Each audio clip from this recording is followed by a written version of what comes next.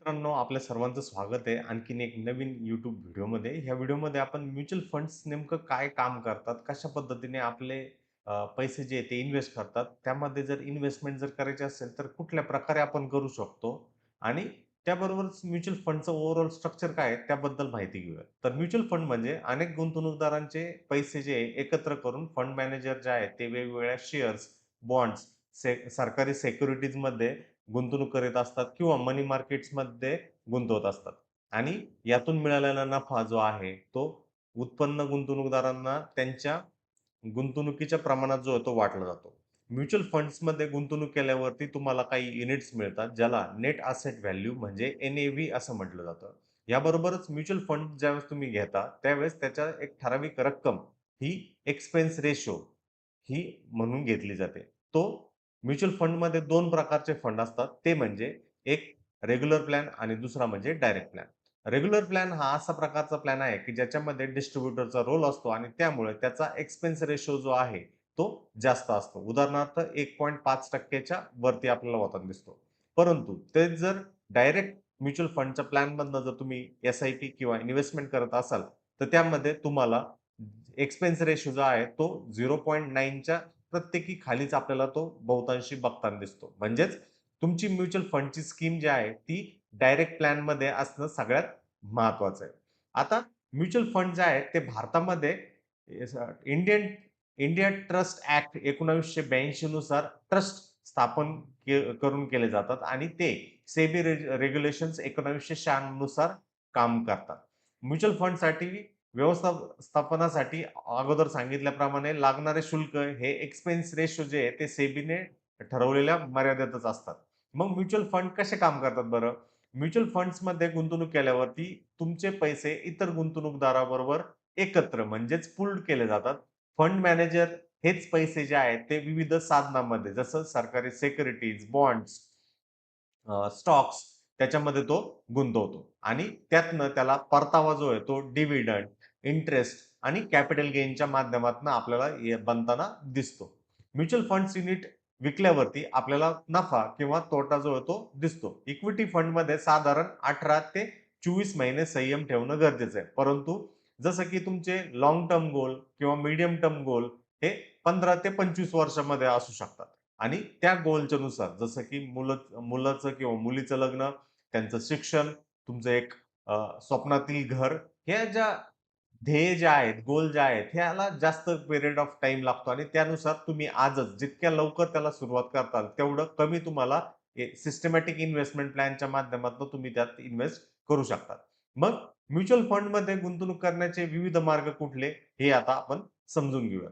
तर ऑफलाईन पद्धत. जर तुम्हाला एखाद्या म्युच्युअल फंडच्या स्कीममध्ये जर इन्व्हेस्ट करायचं असेल, तर त्याकरता त्या स्कीमचा अर्ज फॉर्म, चेक किंवा डिमांड ड्राफ्ट हा म्युच्युअल फंडच्या शाखेत किंवा इन्व्हेस्टर सर्व्हिस सेंटर ज्याला आय-एस-सी मध्ये आपल्याला जमा करावा लागतो आणि त्याबरोबरच रजिस्ट्रार आणि ट्रान्सफर एजंट ज्याला आर म्हटलं जातं, त्यामार्फतही तुम्ही तो अर्ज जो आहे तो करू शकता. आता ऑनलाईन पद्धत बघूया. ऑनलाईन पद्धतीमध्ये तुम्ही म्युच्युअल फंडच्या कंपन्यांच्या वेबसाईटवरनं डायरेक्टली गुंतवणूक करू शकता. ज्यामध्ये तुम्ही डायरेक्ट प्लॅन जो आहे तो ऑप्ट आउट करू शकता. म्युच्युअल फंड डिस्ट्रिब्युटरच्या माध्यमातून तुम्ही जे आहेत, तुमची एस-आय-पी सिस्टमॅटिक इन्व्हेस्टमेंट प्लॅन जे करू शकता. पण जर डिस्ट्रिब्युटर मार्फत जर तुम्ही जात असाल, तर त्या केसमध्ये तुम्हाला एक्सपेन्स रेशो अगोदर सांगितल्याप्रमाणे तो 1.2% ते 2% आसपास जो आहे तो आपल्याला बनताना तिथं दिसतो. याबरोबरच जर डिस्ट्रिब्युटर शिवाय जर तुम्हाला जायचं तर डायरेक्ट प्लॅनमध्ये तुम्ही करू शकता आणि त्याच्या विरुद्ध, त्याच्या उलट रेग्युलर प्लॅन जो की डिस्ट्रिब्युटरच्या मार्फत असतो, अगोदर सांगितल्याप्रमाणे तिथं एक्सपेन्स रेशो जो आहे तो जास्त असतो. आता म्युच्युअल फंड युनिट जर तुम्हाला जर घ्यायचे असेल, तर त्याकरता mutual fund utilities private limited ज्याला एम-एफ-यू असं म्हटलं जातं, जी की म्युच्युअल फंड इंडस्ट्रीने तयार केलेला एक शेअर्ड सर्व्हिस प्लॅटफॉर्म आहे. ज्यामध्ये www.mfu INDIA.com वरती नोंदणी करून तुम्ही जो आहे तो व्यवहार करू शकता. याबरोबरच स्टॉक एक्सचेंजेस प्लॅटफॉर्म जसं की एन-एस-सीचा एम-डबल-एस आणि त्याचबरोबर बी-एस-सीचा स्टार म्युच्युअल फंडद्वारे सुद्धा म्युच्युअल फंड जे आहेत ते खरेदी करता येतात. यासाठी एकदाच ऑनलाईन नोंदणी जी आहे ती तुम्ही करू शकता. आता सेबीचे काही नियम आहेत. तर सेबीचे नियम हे म्युच्युअल फंड डिस्ट्रिब्युटरसाठी NISM सर्टिफिकेशन असणं सगळ्यात महत्वाचं आहे. AMFI रजिस्ट्रेशन नंबर ज्याला ARN नंबर म्हटलं जातं तो घ्यावा लागतो आणि MFDचे कर्मचारी सुद्धा NISMM प्रमाणपत्र व MFI UIN असणे बंधनकारक केलेले आहे. तर जेव्हा केव्हा तुम्ही म्युच्युअल फंडचं खातं ज्यावेळेस खोलत असतात त्यावेळेस तुम्हाला नो युअर कस्टमर KYC करणं सगळ्यात महत्वाचं आहे. ज्यावेळेस तुम्हाला तुमचा आधार, पॅन, पासपोर्ट किंवा ॲड्रेस प्रूफ देणं गरजेचं आहे. KYC हे प्रिव्हेन्शन आहे मनी लॉन्ड्रिंग ॲक्ट 2002च्या अंतर्गत. मग म्युच्युअल फंडमध्ये का बरं गुंतवणूक करावी? तर वेगवेगळ्या उद्दिष्टांसाठी निवृत्ती, मुलांचे शिक्षण, लग्न, घर खरेदीसाठी तुम्हाला पैशांची अवास्तव अ, मागणी तिथं लागणार आहे आणि त्यानुसार तुम्हाला ते वेगवेगळ्या म्युच्युअल फंड्समध्ये जसे की इक्विटी, डेट, गव्हर्नमेंट सिक्युरिटीज, मनी मार्केट इन्स्ट्रुमेंट्समध्ये गुंतवणूक करण्याची संधी तुम्हाला मिळते. दुसरं महत्त्वाचं म्हणजे तुमचं वय 19 वर्ष कंप्लीट झालं असेल, तुमच्याकडे पॅन कार्ड असेल, तर तुम्ही सुरुवातीच्या काळापासूनच अगदी ₹500 पासून किंवा आता झिरोधा सारख्या ब्रोकरनी अगदी मायक्रो एस-आय-पी अगदी ₹10 प्रत्येक दिवशी डेली पिग्मी बँकच्या खात्यासारखी तुम्ही एस-आय-पी जी ती करू शकता. झिरोधाचं म्युच्युअल फंडचं कॉइन जे की डायरेक्ट आहे, रेग्युलर नाहीये, ज्यामध्ये सगळ्यात कमी एक्सपेन्स रेशो आहे. त्याची लिंक जी आहे ती व्हिडिओच्या डिस्क्रिप्शन बॉक्समध्ये दिली गेलेली आहे. त्या लिंकद्वारे तुम्ही तुमचं म्युच्युअल फंड जे आहे ते करू शकता आणि त्या माध्यमातून मायक्रो एस-आय-पी अगदी ₹10 पासून डेली जे आहे ते इन्व्हेस्ट करू शकतात. म्हणून म्युच्युअल फंडमध्ये इन्व्हेस्टमेंट केल्याचे काय फायदे तुम्हाला मिळतात? म्युच्युअल फंडमध्ये इन्व्हेस्टमेंट केल्यामुळे तुम्हाला डायव्हर्सिफिकेशन म्हणजे वेगवेगळ्या साधनांमध्ये तुमची गुंतवणूक होते. फक्त इक्विटी किंवा फक्त कर्ज रोखे, फक्त मनी मार्केट इन्स्ट्रुमेंट किंवा फक्त गव्हर्नमेंट सिक्युरिटीजमध्ये तुम्ही जात नाही, तर सगळ्यामध्ये इक्वल रेशोमध्ये किंवा फंडाच्या प्रकारानुसार त्यामध्ये गुंतवणूक आपल्याला होताना दिसते. दुसरं म्हणजे प्रोफेशनल मॅनेजमेंट होतं. कारण फंड मॅनेजर जो आहे तो एक्सपिरियन्स पर्सन असतो. त्याला मार्केटचे सायकल्स किंवा मार्केटचे उन्हाळे, पावसाळे, हिवाळे जे आहे त्याची पूर्णपणे इत्थंभूत माहिती राहते. जर आपत्कालीन स्थिती जर झाली, तर त्या स्थितीमध्ये कसं एक्झिट घ्यायचं आणि तो जो परतावा जो आहे, तो कसा भरून काढायचा याबद्दल सुद्धा ज्ञान जे आहे ते त्याकडे असतं. आणि ह्याबरोबरच लो कॉस्ट एंट्री सुद्धा आहे ह्या म्युच्युअल फंडमध्ये. लहान रकमेमध्ये सुद्धा तुम्ही गुंतवणूक करू शकता. जसं मी सांगितलं झिरोधाचं म्युच्युअल फंड कॉइनच्या माध्यमातनं अगदी ₹10 मायक्रो एस-आय-पी सुद्धा तुम्ही त्यामध्ये करू शकता. म्हणून म्युच्युअल फंडमध्ये सर्व गुंतवणूकदारांचे पैसे जे आहे ते एकत्र करून प्रोफेशनल मॅनेजरनी चालवलेली गुंतवणूक योजना आहे, ज्यामध्ये तुम्हाला डायरेक्ट प्लॅन जो आहे तो निवडणं गरजेचं राहील आणि त्या माध्यमातून तुम्ही एस-आय-पी जी स्टार्ट करू शकता. अकाउंटच्या लिंकवर क्लिक केल्यावरती तुम्हाला तुमची के-वाय-सी कंप्लीट करावी लागणार आहे. के-वाय-सीसाठी तुमचा आधार, पॅन जे आहे ते जवळ ठेवा. एक पेज आणि पेन जवळ ठेवलं तर ती प्रोसेस जी तुम्हाला राहील. आणि दुसरा महत्त्वाचा जी काही तुम्ही एस-आय-पी स्टार्ट करणार आहात, त्यामध्ये तुम्हाला लॉंगर रनमध्ये चांगली अपॉर्च्युनिटी जी ती आपल्याला बनताना तिथं दिसू शकते.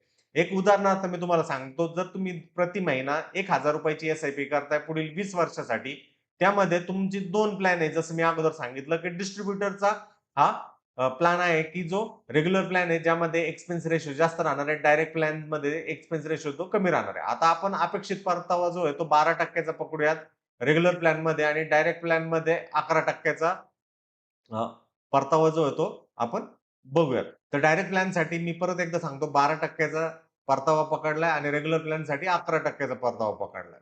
तर 10 वर्षामध्ये 1,20,000 आपली गुंतवणूक होईल. डायरेक्ट प्लॅननुसार आपल्याला 12% नुसार 2,32,000 चा परतावा मिळेल. त्याच्या विरुद्ध रेग्युलर प्लॅनमध्ये फक्त 2,09,000 चा परतावा मिळेल, ज्यामध्ये 23,000 चा फरक राहील. म्हणजे डायरेक्ट प्लॅन जे आहेत ते बेस्ट आहे विथआऊट एनी डिस्ट्रिब्युटर कधीही इन्व्हेस्ट करणं फायद्याचं आहे. जर तुम्ही तेच 20 वर्षासाठी जर गुंतवणूक करत असाल, तर टोटल रक्कम जी आहे ती तुमची 2,40,000 गुंतवणूक होईल. डायरेक्ट प्लॅननुसार जिथं 12% परतावा आहे, तिथं 89,000 चा तुम्हाला रिटर्न मिळतील. त्याच्या कंपॅरेटिव्हली रेग्युलर प्लॅन ज्यामध्ये 11% चा आपण परतावा कन्सिडर केला होता, त्यामध्ये 8,40,000 चा आपल्याला फक्त परतावा मिळेल आणि ज्यामध्ये 1,50,000च्या आसपास जो आहे तो आपल्याला बदल दिसेल. म्हणजेच काय डायरेक्ट प्लॅनमध्ये एक्सपेन्स रेशो हा 0.5% ते 1% च्या दरम्यान असल्यामुळे आपल्याला जास्त परतावा मिळतो.